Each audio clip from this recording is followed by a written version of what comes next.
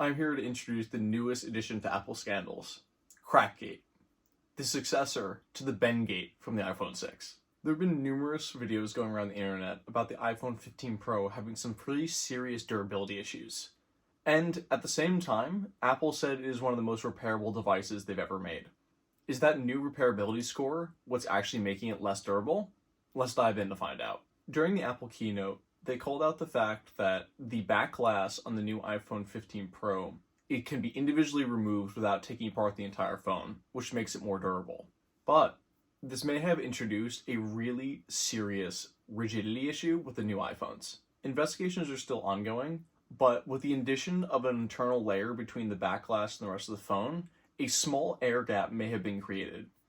If you know anything about glass cannot flex, and if there's a small gap, when you push on the back glass, it can easily flex in and shatter. Historically, everything on the inside of the iPhones was very tightly compact, so no matter how hard you push on the back glass, it couldn't flex at all and wouldn't shatter as a result. This is why during Jerry Rig Everything's test, when he pushed on the back glass, it shattered, because the glass was trying to fill in that air gap that now exists, which can't happen. And of course, before everyone goes crazy on Apple about this, some of these tests are still really far from real world. You aren't just pushing really hard with all your strength on the back of the glass back of an iPhone day to day.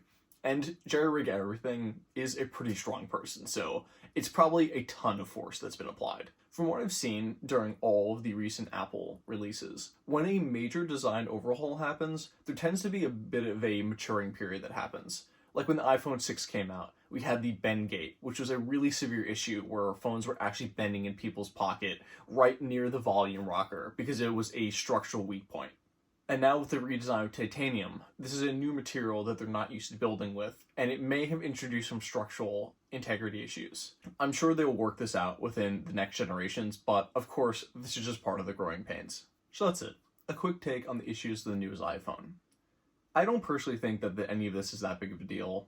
Especially if you have a case on your phone, everything really is going to be totally fine.